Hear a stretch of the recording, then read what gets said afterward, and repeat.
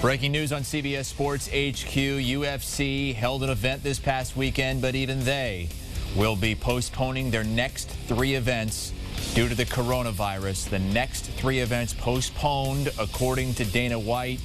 Those events, March the 21st in London, March the 28th in Columbus, Ohio, and April the 11th in Portland.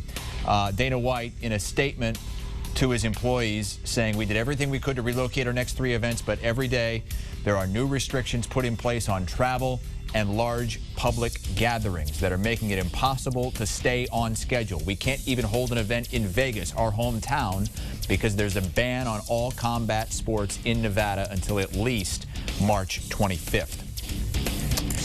For much more on this, we bring in our fight guru, Brian Campbell. Brian, I guess I got to start with saying I'm surprised it took this long. I know Dana White wanted to keep things going, but it's surprising that they even got to fight this past weekend. Would you agree? Yeah, it had been incredibly surprising the last few days that Dana White had gone public and television appearances and beyond, being so steadfast that he was going to find a way to allow his company to continue putting on cards regardless of fears or government and local bans prompting that. It took Tuesday's government decision to ban gatherings of 10 or more people to finally put the kibosh down. And you saw, as you read, the statement put out to all UFC employees. UFC also closing its Las Vegas offices and encouraging employees to work from home. Look, this would have been a different scenario under the UFC's original contingency plan, which was to relocate those cards in question, Portland, Columbus, and bring them to Las Vegas inside the UFC's Apex Center, which has a tiny, intimate arena largely used for UFC's Dana White Contender Series show that the promotion was hoping to broadcast nationally and globally their cards. Those travel bans, specifically in Las Vegas, got in the way. But to see Dana White in recent days, to see copies of emails that were sent out to fighter managers, essentially crying out to anyone available, anybody willing, whether they're under UFC contract or not, to reach out and try to fill out these cards, certainly was troubling considering the larger conditions. It took a government stepping in to put a stop to this. And largely, when you look at it, the bigger picture, it seems like the smart decision. Well, the next 3 events are postponed, but as you saw on that graphic, he stopped short of postponing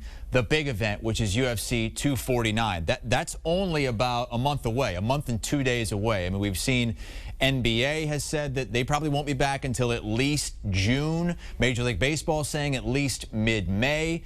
This is just a month and 2 days away. Is it feasible that UFC 249 could go off in a month? I don't see how, when you consider what's going on and all of the bans that are being put forth for the right reasons, to give time for the virus outbreak to sort of breathe a little bit so we can find results. This seems ambitious from a fight promoter. It also seems a little bit reckless. Look, mixed martial arts already a sport in which its competitors are taking heavy physical long-term gambles. The fact that the UFC does not have a union for fighters seems to play a big role in this. Dana White, under criticism in recent days for the idea of still trying to put out fights, had responded by basically saying, look, this is what the fighters want. They're willing to do it. I think you can argue that point, Chris, by basically saying the fighters don't have much leverage here. In fact, they may need the payday. If they don't fight, they don't get paid, and they certainly have large training camps to pay for and coaching on top of that. To have confidence that UFC 249 will go off in any form doesn't seem even a month away like it's possible. And it's troubling on a larger scale, separate from the health crisis at the moment, just that it's taken so long for us to finally get this Khabib Nurmagomedov Tony Ferguson fight scheduled to headline UFC 249, originally scheduled for Brooklyn, New York. That's obviously not going to happen. Chris, this is the 5th time UFC has attempted to book this fight going back 5 years. There's been a prevailing sort of narrative that this fight is cursed. At every turn, there's been injury, there's been illness, there's been bad luck. Now we're seeing almost a larger act potentially preventing this. While Dana White seems confident that he will find a venue, at this point you are running out of states options, unsure whether he would look to bring it abroad to a certain location. But at this point, this seems secondary to what's going on a larger scale. I cover fights for a living. I'd love fights to cover. I'd also, more importantly, hope all fighters, their families, their teams can be safe. Well, what kind of impacts might this have on fighters who were scheduled to fight, let's just say over the next 3 events that, postponed is the word right now, but it might not be as easy as when we return, oh, let's just slide all these guys to the start of the calendar. Then you have to think about, well, all the events that are planned and the fights that are planned for the 2 months down the road, 3 months down the road. You can't sandwich them all into one spot. So how might this affect things on the calendar? You're going to have certainly a logjam, a bottleneck when and if we can start putting fights back on, that this can be a regular part of our sports and entertainment programming. For the fighters who obviously, like I'd mentioned, don't have a union backing, certainly don't get guaranteed pay under any circumstance, this could very well be a troubling effect. You've already heard a growing narrative in recent years that UFC, despite its tremendous financial success, doesn't have a great history paying fighters across the board up to the level of even a competitor like boxing within the combat sports page, or what you would assume a fighter would be making risking this much. The idea that they also could be out of an income during this point is certainly of concern and note. UFC, I'm sure behind the scenes will be doing some things, as they often mention they do, to take care of fighters. But you're looking at a potential, you're looking at mayhem. Chris, you're looking at mayhem across the board, whether we're talking about sports or general life right now. The idea of how or when fights can be back and how this will affect it is still largely unknown due to the unprecedented nature of this.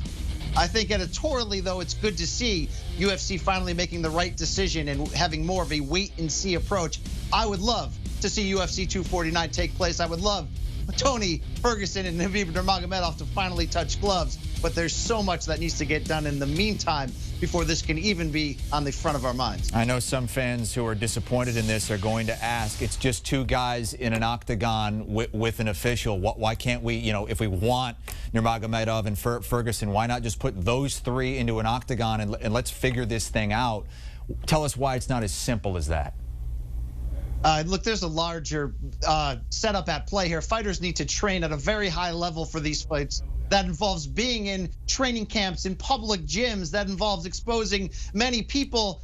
You need sparring, and when you're sparring, of course, you're exchanging sweat. You're at a very much close proximity. It's not just easy to pop a fight out of nowhere and do it in a garage with a camera and put it on pay-per-view. There's a much larger engine at play, and with the banning on gatherings of really any size above 10 people, it just seems impossible at this moment that you can pull something like this off until some of the bans are withheld. All right, UFC postponing the next 3 events, but they stopped short of postponing UFC 249 in a month. Want a sports network that delivers everything that matters about the game? The highlights, the picks, the instant analysis. No yelling, no fake debates, no politics. Hit the subscribe button and never miss a moment.